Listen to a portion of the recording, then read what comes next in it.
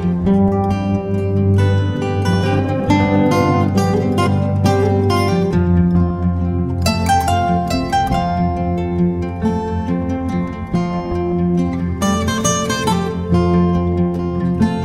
rendez-vous de l'île de Ngor, des moments forts de réflexion initiés par le Club Convergence Plurielle. Depuis sa création en octobre 2010 à nos jours, ses membres et sympathisants ne cessent de faire dans l'innovation et la créativité. Ce panel de haut niveau aborde l'épineuse question du vivre ensemble. Le concept du comment vouloir vivre ensemble est un concept riche de ses sous-entendus au plan de l'approche théorique et de sa traduction pratique. Dans ce dernier cas, il ne doit pas faire illusion sur des impasses que les politiques mises en œuvre créent. Nous avons invité à dessein des philosophes dont la tâche de philosopher n'est pas seulement d'être dans des domaines d'interrogation et de réflexion sur l'être, les causes et les valeurs, mettant en jeu, dans les réponses apportées, le rapport de l'homme au monde, mais aussi à son propre savoir. Il s'agit pour nous, dans leur réflexion autour de notre thème, de faire, comme le disait Michel Foucault, une archéologie du discours politique pour trouver les fondements de l'action qui conduit nécessairement au parachèvement dans la pratique du comment vouloir de vivre ensemble, dans une contradiction du reste qui est levée, comme nous l'enseigne Marx. Karl Marx, traite de la contradiction en termes de Widerspruch, c'est-à-dire antagonisme, et Gegensatz, c'est-à-dire contradiction. Et le philosophe Lucien Sèvres nous éclaire sur ces deux formes d'antagonisme dans son introduction à la philosophie marxiste, quand il écrit, je le cite, « Contradiction irréconciliable où un contraire ancien est nié dans son existence même par un contraire nouveau et dont le terme est la suppression du premier et l'émancipation du second et les déterminations particulières de la contradiction entre une réalité et un aspect abstrait de cette réalité. » Fin de citation. Et comment se fait-il qu'un pays comme le Sénégal, que tous les modèles éducatifs possibles et imaginables existent dans ce pays? Quel est l'homme sénégalais que nous voulons aujourd'hui construire? Tout le monde chacun amène son modèle éducatif et le conflit de tous ces modèles éducatifs finira tout simplement par une négation de l'école. Les Turcs sont là, les Chiites sont là, les Occidentaux sont là, les Chinois arrivent, tout le monde arrive. C'est vrai, il nous faut nous ouvrir au reste du monde, mais l'ouverture jusqu'à quand? La question du modèle éducatif, je suis d'accord avec Abdou Fall, est une question fondamentale parce que c'est à partir de là que nous allons construire le citoyen de demain. On ne peut pas aller vers une citoyenneté en laissant notre modèle éducatif justement à la dérive comme ça, qui est un modèle où chacun peut intervenir. Je crois que ça, c'est un sujet fondamental. Et nous arrivons à une chose, je ne sais pas si vous l'avez remarqué, c'est la disparition tout simplement de l'élite. L'élite n'a plus sa place dans notre pays. Une élite critique sociale disparaît de plus en plus. Pourquoi? Et là, les philosophes, les Mamoussé, Magaï, tous. Alors, il faut nous donner une réponse. Pourquoi aujourd'hui, et Magaï l'a abordé, le couple réflexion-action est devenu un couple à la fois dérisoire, mais qui n'a plus sa raison d'être. Il y a quelques années, j'ai fait des démarches auprès de lui et auprès de beaucoup d'autres intellectuels sénégalais que je respecte beaucoup pour leur dire sortez. Sortez de vos maisons, puisque l'espace public sénégalais est occupé par un autre langage que je ne comprends pas, personnellement. Et je suis désolé de dire que tout ce qui a été dit sur cette table, je pense que j'ai écrit plusieurs livres. Je suis fatigué d'ailleurs d'écrire des livres. Et je fais que répéter la même chose que vous êtes en train de dire ici. Le dernier texte que j'ai commis, qui est sorti au mois de mai, c'était autour justement d'un appel autour de ce que Fabien Eboussi-Boulaga appelle les conversations citoyennes. Et je crois que le Sénégal en a besoin. Vous avez attaqué quelque chose qui me semble être extrêmement important aussi, c'est le problème des élites, de l'élite sénégalaise. J'ai l'habitude de dire, et je l'ai dit d'ailleurs devant le professeur Mamoussé Diagne, Ablaye Liman Khan, le mois de mai dernier, j'ai dit que malheureusement, et je l'ai dit à voix basse, le Sénégal est en train de s'indigéniser par le haut, pas par le bas. Dis-le en haut. Non, j'imitais ce que j'avais dit, mais je vais le dire à haute voix devant vous, puisque je suis libre et j'ai pris la décision irrévocable et irréversible d'être citoyen sénégalais. Est-ce que l'expression de notre religiosité doit être une expression qui exclut, ou bien l'expression de notre religiosité doit être une invitation à ce qui est essentiel dans cette religion ou dans ces religions, c'est-à-dire à la spiritualité qu'incarne chaque religion? Mais l'ouverture également de Massalikul Jinan nous ouvre d'autres perspectives. J'étais en réunion hier avec des amis et je leur dis qu'il y a un vent de pacification et de cordialité qui a soufflé depuis 10 jours. Ce n'est pas seulement un vent que nous devons sentir caresser notre peau, mais c'est quelque chose également que nous devons sentir comme étant une invitation à construire dans la différence. Dans la différence et dans la reconnaissance de la différence, à construire des espaces de lieux communs pour traduire ce qui jusqu'ici reste une devise, mais qui n'est pas encore une réalité. Là également, ce sont les élites de mon point de vue qui doivent être interpellées, Magaye. Notre devise, un peuple, un but, une foi, est-ce que ce peuple-là a été éduqué, a été éveillé dans le sens de comprendre d'où nous venons? Mon rôle, en guillemets, c'est, après avoir trouvé une nation en train de s'historiciser tranquillement, c'est de la regarder marcher. C'est pourquoi je voulais vous entendre, pour que je sache où est-ce que je suis, où est-ce que je vais, et comment moi, personnellement, je peux apporter quelque chose. Et je le dis d'autant plus que je me rends compte que la question de l'étranger est devenue une question extrêmement importante un peu partout dans le monde, et au Sénégal, ça se pose. Alors que moi, il y a 30 ans, je n'entendais pas ça du tout. Donc, ce que j'entends présentement, depuis quelques années, une dizaine d'années, et j'ai la chance d'être à l'intérieur de l'université, ce que j'entends comme discours, c'est ce que j'entendais. Je n'étais pas venu pour ça. Et les Africains aussi qui viennent rejoindre d'autres nations, qui ont quitté leur nation puisque chassés par un problème de cohabitation, n'ont jamais été pris en compte dans le processus de construction de nos nouvelles réalités. Puisqu'il y a de nouvelles réalités. Moi, je suis là depuis 30 ans. Donc, il y a des Sénégalais, je maîtrise mieux que le Sénégal, sans aucune prétention.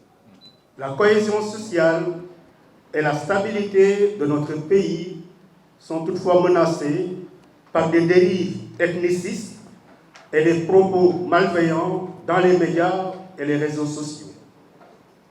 Depuis l'éclatement des suspicions sur les contrats pétroliers et gaziers, la vie politique est polluée par des débats pas toujours sereins.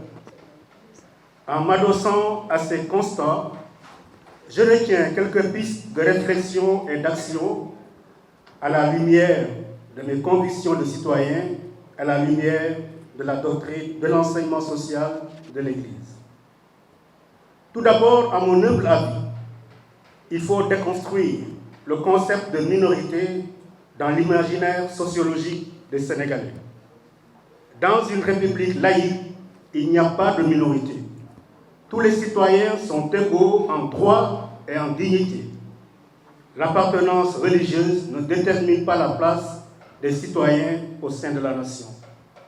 Or, dans notre contexte, on évoque avec beaucoup de mépris et de condescendance cette notion qui sous-tend que les chrétiens seraient comme des sous-citoyens tolérés dans leur propre pays. Tant que ce complexe de supériorité sera entretenu et inoculé de manière pernicieuse dans l'opinion publique, il y a un risque évident de tension. Éduqués aux valeurs culturelles de chez nous et aux valeurs religieuses, les Sénégalais sont majoritairement croyants en principe. Leur conduite doit être surdéterminée par leur foi et les obligations éthiques qui en découlent.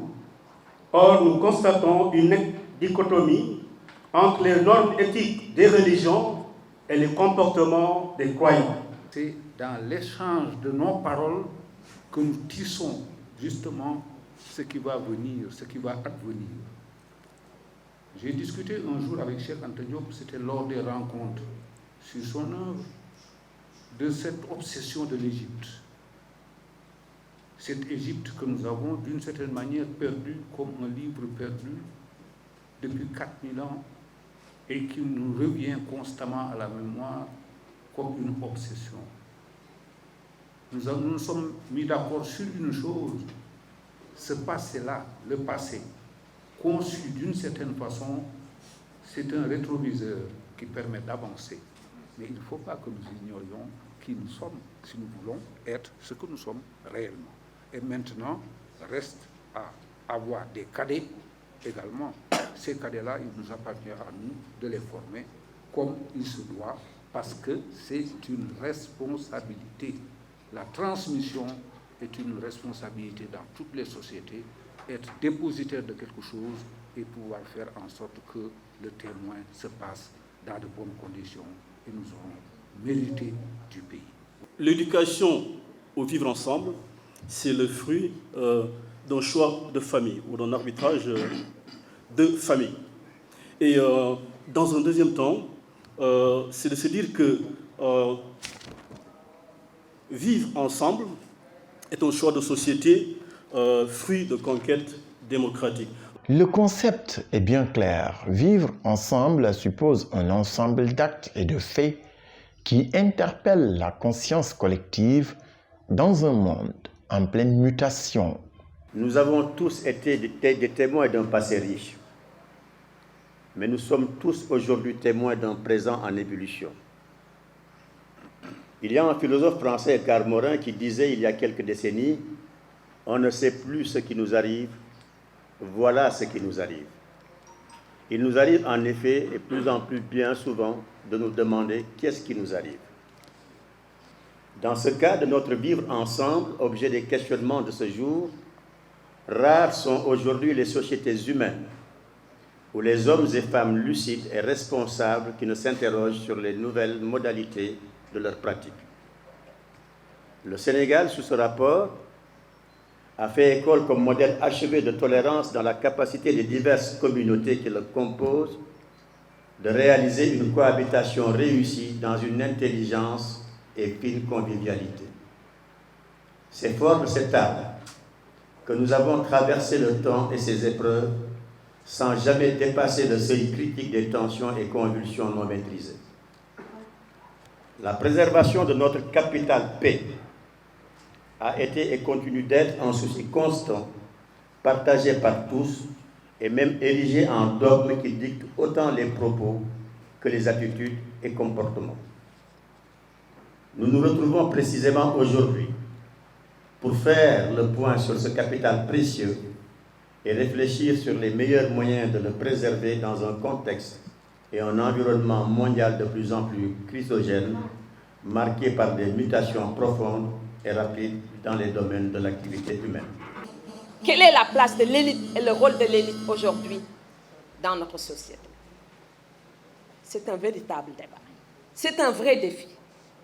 Au contraire, quand on essaie même de réfléchir ou de donner un point de vue, alors vous êtes tout de suite écarté, vous devenez insulté, attaqué de toutes parts. Et si on n'a pas une force morale, on ne pourra pas continuer. Il faut absolument qu'on réfléchisse à cela. L'absence de débat, la disparition de l'élite. Alors libérer la parole signifie-t-elle dire tout ce qu'on a envie de dire et ne pas se fixer des limites? C'est vrai que ça avait commencé dans les années 90, lorsqu'on allait dans certaines mosquées pour faire une liste de gens qu'on devait absolument lapider pour une raison, les féministes, les francs-maçons, les leaders de confréries religieuses.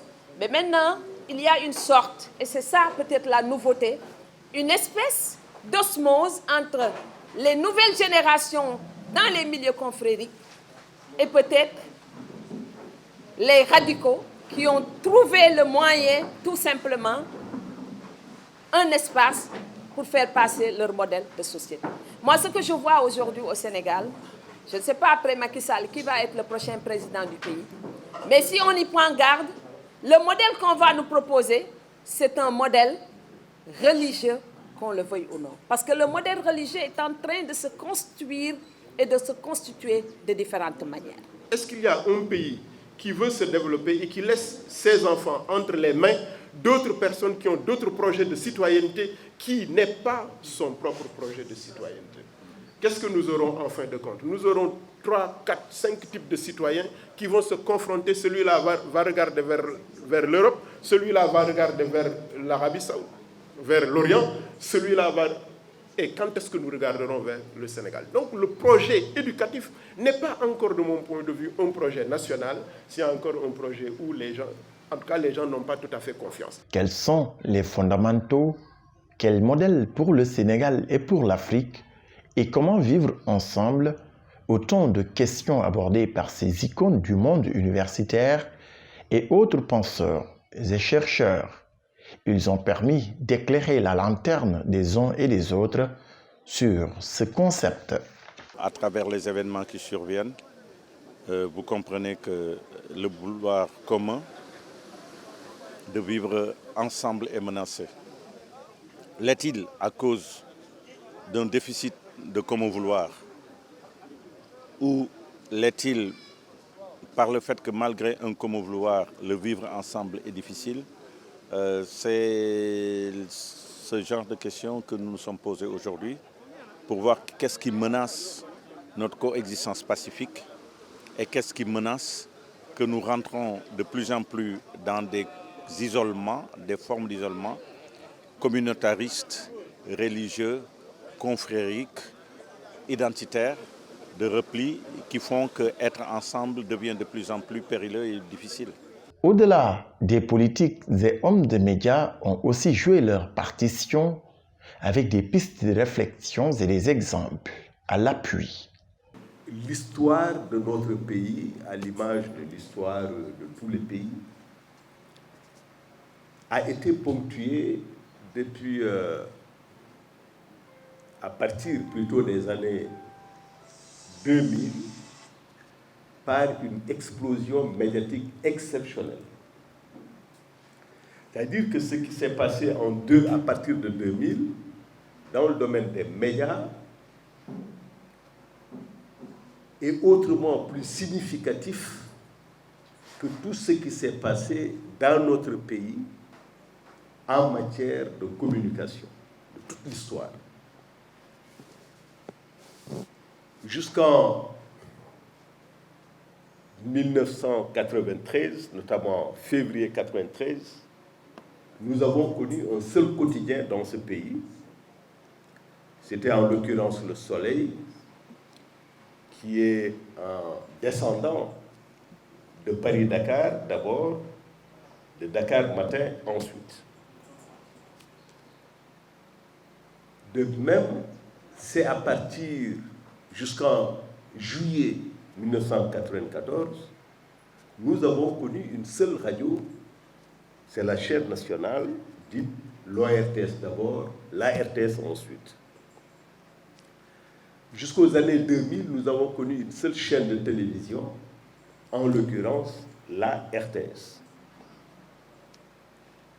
Mais à partir de 1974, non plutôt de 1993, nous assistons à un essor du journal quotidien qui apporte des mutations sur lesquelles je ne peux pas insister malheureusement, dans le rapport des citoyens à l'information. Nous assistons également à partir du lancement de Sud Hebdo, non plutôt de Sud FM, à partir de juillet 1994, à un essor de la radio en mode FM qui change complètement, là aussi, le rapport du citoyen à l'information. Parce que jusqu'ici, nous avions ce qu'on peut appeler une sorte d'unidirectionnalité. C'était des journalistes vers les auditeurs, les téléspectateurs, les lecteurs. À partir de ces ruptures-là, de cette explosion médiatique, les citoyens deviennent des acteurs essentiels dans la chaîne de construction de l'information. Parce que Sud a inventé le wax sa xalaat. Pas le wax sa xam-xam, mais le wax sa xalaat. Le wax sa xalaat, ça veut dire son opinion. Ce qui diffère totalement de dire ce dont on a une certaine expertise. Sur ce quoi, plutôt, on a une certaine expertise. Et ça a libéré la parole citoyenne. Ça a contribué à la construction de l'information, non pas seulement par les journalistes, mais également par les citoyens qui pouvaient échanger directement avec eux. La télé suivra, ainsi de suite. Je vais passer très rapidement. Alors, de 2000 à aujourd'hui, donc, nous avons assisté à cette explosion médiatique extraordinaire, mais la plus grande révolution, c'est l'avènement de ce qu'on appelle les réseaux sociaux. Gis nga am réew bu nit ñu dul waxante dinañu reyante fokk nit ñi di waxante fokk ñi ci kaw di waxanteeg ñu ci suuf fokk ñi ci suuf di waxanteeg ñi ci kaw fii nag la relation verticale dañu ko organiser de telle manière que lépp dafa tegu ci këyit ak ordre këyit décret loi nga subir ko boo ci d'accord rek boo ci d'accordul bu la neexee bu la neexul waaw nañu ci boole boog la relation horizontale ndax léeg-léeg ñuy mën di fekkante di wax man am naa mbégte bu rëy ci jataay bi Kassé dafa aborder problème mu média ak citoyen mu def ci analyse bu gàtt bu succincte waaye bu mat sëkk extrêmement intelligent mu neex ñu lool li mu touché du doigt amul benn sénégalais bu ko dul vivre amul kenn nit ku mu tiitalul amul ñéppay wax lu neex waay wax fu la neex waxe ñi yore jumtukaayu wax yi dof bu ñu dajal tàllal ko micro saay-saay bu ñu dajal tàllal ko micro du ñu ràññaat léegi ci kan moo war a wax ak kan moo warul wax te am réew nag bu ñëpp sañee wax nit jekki man duma jël benn référence ci bitim réew duma tudd tubaab duma tudd beneen africain duma tudd yonent bu yàlla yónni damay tudd sénégalais comme ñun juddoo ci réew mi jànge ci réew mi formé woo ci réew mi màgg fi dee ci réew mi bàyyi fi loo xam ne mën na defar l'universalité mën na jubbanti l'humanité te bés bu nekk dégg nañ la ñuy wax mais bu fekkee ne jëluñu ko en compte comme bu fekkee ne ñooñu existé wuñu loo ci man nous avons des références locales de dimension universelle. Ce ne sont pas des marabouts. Il faut m'enlever ce mot-là. C'est un mot galvaudé qui a été créé par quelqu'un d'autre, qui nous l'a collé. Nos guides religieux imminents, ñoom Alaaji Malik, ñoom Cheikh Ahmed Bamba, ñoom Sëñ Babacar, ñu mag ñooñu, ñoom Maam Cheikh Sadibou, ce ne sont pas des marabouts. C'est des intellectuels de l'universalité. C'est de grands intellectuels. Mais puisque leur pensée n'est pas dans les écoles, on ne les écoute pas. ñi leen di waxalit am nañ benn forme de folie te mooy dañ defe ne làkk arab mooy diine ba ñoom li ñu bind duñ ñu ko wax ci wolof duñ ñu ko wax ci français ñu mën ko dégg ñi nga xam ne ñoo jàng français ils ont leur complexe dañu jàpp ne ñooñu duñu ay références parce que jàppewuñu leen ay xam nga comment ils appellent ça encore des références académiques waaw bu boobaa ñii nëbb leen ñële di leen waxal lu ñu waxul kañ lañ leen di xam kenn ci ñooñu moo wax ne en termes de communication te dafa résumer li professeur wax dafa ne wax sëñ Babacar Sy dafa ne wax dafa laaj ñetti yëf ak benn bu leen ñeenteel mu ne wax balaa moo jot balaa moo génn dafa laaj kiy wax xam lu muy wax xam-xam dugg mu ne dafa laaj kiy wax xam ki muy waxal mooy kan cible bi taxaw mu ne wax dafa laajit ki nga xam ne mooy wax mu xam fi muy waxe mooy fan ak contexte bi muy waxe mooy ban même certaines vérités bonnes ne sont pas bonnes à dire dans certains contextes mu ne nag mu am beneen ñeent bu leen ñeenteel mooy li nga bëgg a wax donte xam nga li ngay wax donte xam nga ki ngay waxal donte xam nga fi ngay waxe nga seet ba xam ndax bés bi laaj na ko wala laaju ko.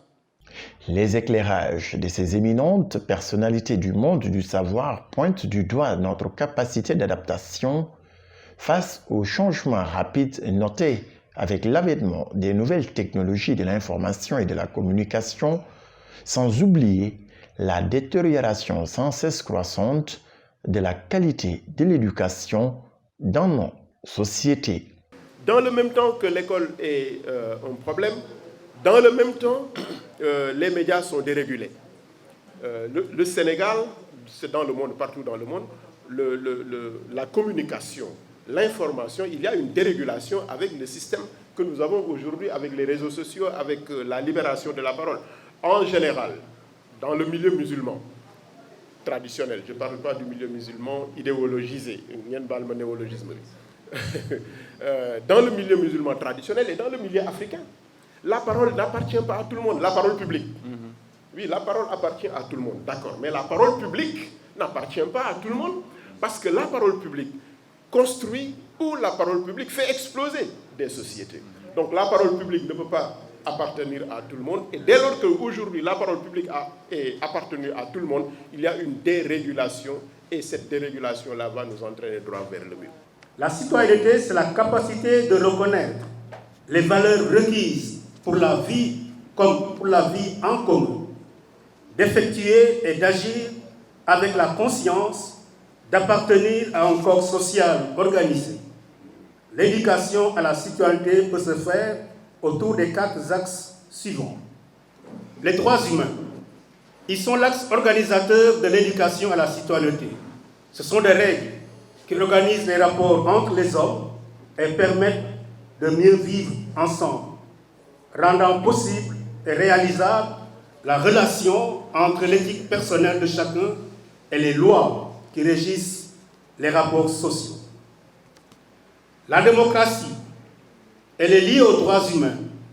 Elle leur offre un cadre, mais le respect des droits humains entraîne aussi la démocratie. C'est une façon de vivre ensemble avec le respect de l'autre, avec un débat et une culture du dialogue. Le développement est nécessaire à l'exercice de la démocratie, des droits de l'homme. Ces derniers sont des conditions de réalisation du développement et un développement durable. L'éducation à la citoyenneté doit offrir aux citoyens des compétences utiles aux besoins du développement. L'autre point dans l'éducation à la citoyenneté, c'est l'éducation à la culture de la paix. La paix, c'est plus que l'absence de guerre. C'est une situation où les conflits sont réglés par la non-violence. Elle est liée aux droits de l'homme et à la démocratie. Comme 4e point de réflexion et d'action, consolider la laïcité au lieu de la fragiliser par des discours sectaires. Si on ne croit pas en la règle de droit, si on ne croit pas au savoir, on va se dire qu'on a besoin de quelque chose pour appuyer son bon droit. Et en fait, le bon droit, de plus en plus, devient non pertinent. On va se dire que ces désirs peuvent avancer à condition, peuvent valoir à condition qu'ils soient suffisamment appuyés. Et en fait, si nous acceptons cette prémisse-là, c'est-à-dire que ce n'est plus le savoir, ce n'est plus le droit qui fonctionne, c'est la force, mettons. Dans ce cas, il est logique et rationnel de se référer, de constituer des groupes qui permettront d'appuyer notre position. L'idée de citoyenneté a été pensée dans nos pays selon le modèle républicain qui, en fait, ne comprend la société, plutôt la citoyenneté, qu'en tant qu'elle est oubli des origines. Le modèle jacobin français est un modèle qui déracine au sens où il cherche à construire sur la base des appartenances originaires quelque chose de totalement nouveau, ce qui nécessite justement que l'on oublie ce que l'on était pour se hisser à un niveau qui est dû construire, c'est le niveau de la citoyenneté. Alors, toutes ces solutions ont aujourd'hui failli et nous devons construire quelque chose de nouveau. Nos sociétés sont invitées à se réinventer et nous ne voyons à l'horizon aucune solution toute faite à laquelle nous pourrions nous rapporter. Et donc, nous sommes obligés d'inventer quelque chose, chemin faisant. Et ce n'est pas du tout facile, et je considère que ce qui véritablement aggrave la situation, c'est ce que El Hadj Kassé a dit et Penda à propos des médias, le fait que la parole publique qui était détenue par un certain nombre de catégories sociales se soit complètement démocratisée au point que n'importe quel individu est devenu aujourd'hui producteur de connaissances, producteur d'informations. Je ne sais pas s'il faut le déplorer. Pour moi, je considère que c'est une avancée démocratique extrêmement importante, mais qu'il faut savoir gérer. Internet, c'est la langue d'Ésope. Elle est capable du meilleur comme du pire. Mais ce qui est sûr, c'est qu'il y a non pas à légiférer, je n'aime pas trop ce mot, mais à encadrer tout ça pour que cela produise quelque chose de positif. Or, la notion de citoyenneté, telle que je l'ai comprise, justement, parce qu'il ne s'agit pas dans mon propos de discuter ce qui a été dit ici, mais simplement de faire un petit commentaire, telle que je l'ai comprise à travers la communication de Aziz Kébé, mon ami Aziz Kébé, de mon professeur Mamoussé Diagne, c'est qu'elle n'est véritablement une citoyenneté émancipatrice que lorsqu'elle est articulée à un socle mentalitaire qui fait que les gens se reconnaissent dans le modèle qu'on leur propose. Or, la faillite des anciens modèles tient justement à ce défaut. Jusque-là, on a eu des modèles qui ont été conçus ailleurs, que l'on a appliqués, que l'on a plaqués sur des réalités socioculturelles qui n'étaient pas préparées pour cela. Et donc, il ne faudrait pas s'étonner que ça ne marche pas. Donc, l'exigence de décolonisation des savoirs, qui est aujourd'hui le paradigme dominant dans les sciences humaines, nous fait obligation à repenser nos cadres institutionnels, nos États. Et de ce point de vue-là, il y a un concept que j'aime beaucoup, un concept que nous devons à Mandela et Desmond Tutu. Lorsqu'il s'est agi, en fait, de décrire la nouvelle constitution de l'Afrique du Sud, ils ont fabriqué un concept à partir d'un mot, d'un simple mot, le mot Ubuntu, qui est en fait le pluriel de Muntu dans les langues bantou, qui signifie homme. C'est pourquoi les rendez-vous de l'île de Ngor posent les jalons d'un diagnostic sans complaisance de notre passé. La cause fondamentale de l'impasse dans laquelle nous vivons, c'est le projet des indépendances de construire un État-nation dans le cadre des frontières héritées de la colonisation. C'est cette difficulté et les crises qui sont nées de cette construction de l'État-nation qui fait problème aujourd'hui. Et nous ne pouvons régler ce problème que si nous retournons à notre propre histoire. Et en particulier pour l'Afrique de l'Ouest, aux trois grands empires qui ont couvert cet espace politique et territorial, que sont le Ghana, le Mali et le Songhai. qui ont su assurer la sécurité et la communication entre diverses zones écologiques, le Sahara, le Sahel, la savane et la forêt. Si nous n'arrivons pas à sortir du projet de l'État-nation, et l'exemple de monsieur qui vient de parler, comment il s'appelle? Cabral, qui vient de parler, qui montrait son itinéraire depuis la Guinée-Bissau, le Sénégal, font qu'il n'y a pas de Sénégal sans Guinée-Bissau, il n'y a pas de Guinée-Bissau sans la Gambie, il n'y a pas la Gambie sans la Guinée, il n'y a pas le Sénégal sans le Mali actuel, il n'y a pas de Sénégal sans la Mauritanie. C'est là le vrai, en fait, pour moi, le vrai problème. C'est pour cela que, compte tenu de ma double expérience, en tant que citoyen d'origine guinéenne et de résidence sénégalaise, j'ai écrit la Sénégambie. Et je ne peux pas, à partir de cette vision régionale, me consacrer à l'écriture d'une histoire nationale qui restreint notre épanouissement dans un espace beaucoup plus large qu'est l'Afrique de l'Ouest. Le problème de fond est là, à mon avis. Pourquoi les Sénégalais aiment les solutions de facilité? Quand il y a un problème, au lieu de faire son introspection et de dire voilà ce qui est imputable au système, voilà ce qui est imputable à moi-même, voilà ce qui est imputable à quelqu'un d'autre, ils préfèrent prendre des raccourcis.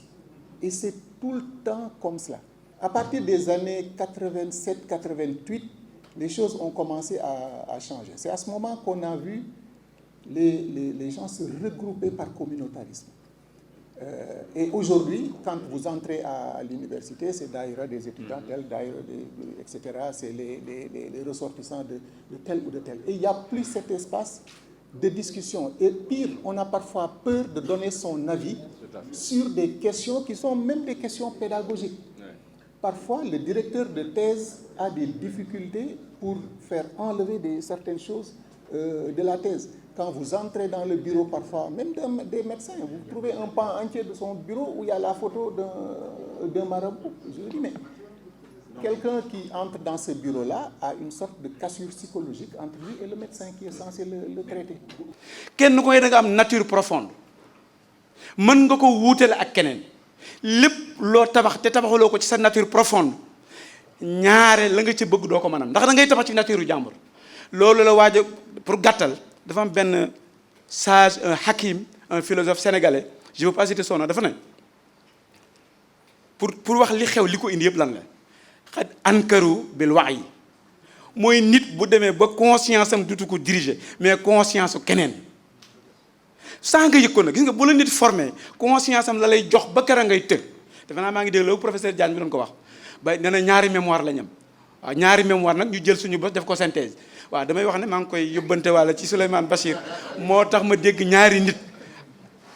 ñaari kilifa yu am solo Souleymane Bachir moo tax ma comprendre leen mooy El Hadji Omar ak ki bindu Ihya Ulumuddin mooy Imam Ghazali pour vous dire que ne nit dana la jege nga di ko soow waaye du ko comprendre gis nga bu ñu xamee lan mooy tabiatul xaal la nature notre nature profonde mën nañ ci tabax loo xam ne du mab ba faw mais avec la nature des autres loo ci tabax itam ci suuf lay jëm.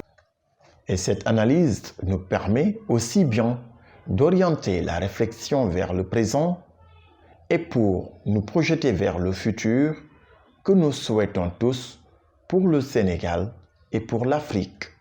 Je pense que tout le monde a fait le constat qu'il y a un déficit d'espace, de débat, d'espace où on échange librement sur notre société, sur notre devenir, sur notre présent, et où également il y a des croisements entre des traditions intellectuelles différentes. Vous avez remarqué qu'il y avait des intellectuels de filières plutôt, je dirais, entre guillemets, occidentales.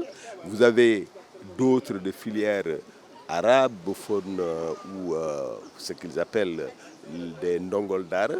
Vous avez également des traditionalistes ou des traditionnistes qui ont des modèles justement de réflexion, des modèles de pensée différents.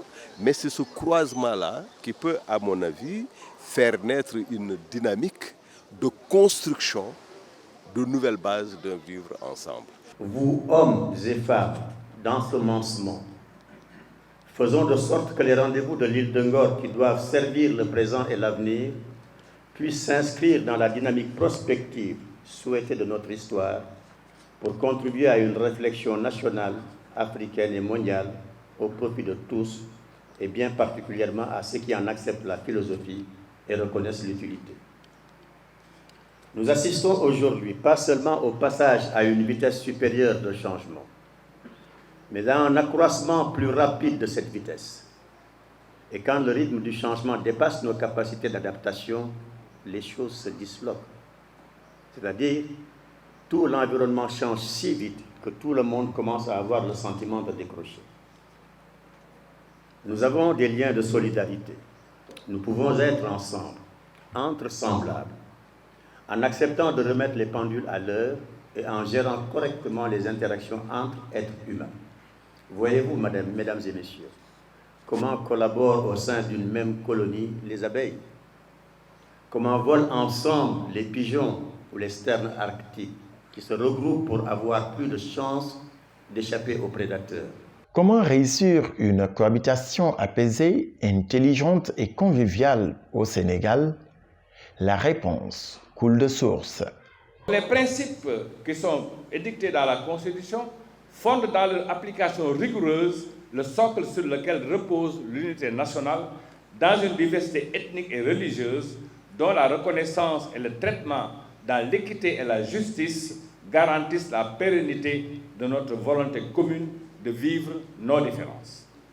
Je renvoie ici à un très bel ouvrage de notre collègue, le professeur Makhtar Diouf, qui a traité de la question dans son ouvrage « Les ethnies et la nation », publié aux éditions L'Harmattan en 1994.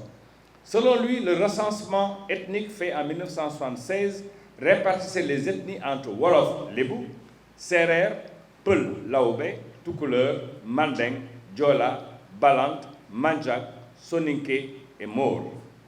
La question qu'on se pose d'emblée est la suivante. Les politiques menées jusqu'à présent ont-elles suffisamment pris en compte cette diversité, la répartition de ces ethnies sur le territoire national, les cultures dont elles sont porteuses et qui les définissent au départ, les migrations internes et leurs corollaires en termes d'accueil et d'insertion? De cela découle sous d'autres cieux, à travers l'émigration, des problèmes d'ordre social, économique et politique qui font émerger des concepts sujets à caution comme multiculturalisme dont j'ai parlé tout à l'heure, qui n'est qu'un constat non opératoire, voire la notion de tolérance. Le but était de lancer une initiative de notre club Convergence Plurielle en association avec des amis de l'université, en particulier le professeur Magaï Kassé, qui travaille en étroite collaboration avec le secrétaire général du club, le berger de l'île Abdoulaye Diallo. Il est son commissaire aux expositions. Nous avons ensemble décidé de lancer ce qu'on a appelé les journées, les rendez-vous de Ngor. Nous voulons faire de ce lieu un espace de rencontre, d'échange, dans la convivialité entre acteurs de divers horizons sur les grands problèmes de notre temps. Des problèmes qui interpellent nos sociétés et nos nations, mais qui interpellent également la communauté internationale. Aujourd'hui, nous avons décidé, au regard du contexte, de lancer ces journées-là autour d'un thème, le thème du vivre ensemble, qui est de plus en plus mis à rude épreuve dans nos sociétés, dans nos communautés. Et nous pensons qu'en particulier le Sénégal, qui a été toujours considéré comme un pays d'avant-garde dans la construction d'un modèle de cohabitation entre les communautés qu'il s'agisse de communautés ethniques, de groupes ethniques, de communautés de confessions différentes, de confréries différentes, notre pays a de plus en plus, on enregistre des formes d'altérité qui nous font croire qu'il y a lieu de re-questionner notre vivre ensemble, de l'évaluer pour voir comment construire de nouvelles modalités de construction d'un nouveau contrat de cohabitation, de manière à ce que le capital paix, qui a été l'un des principaux, un capital essentiel dans la marche de notre société, soit préservé. L'avenir du Sénégal se joue à l'île de Ngor avec le club Convergence Plurielle qui a pu mobiliser le temps d'une journée ces hautes personnalités du monde universitaire, des hommes et femmes de culture, des cadres de l'administration sénégalaise, des acteurs politiques, des représentants de la société civile, tous ensemble pour réfléchir sur le thème « Vivre ensemble ». Après ces moments de réflexion, le temps d'une journée, un déjeuner a clôturé ce premier rendez-vous de l'île de Ngor.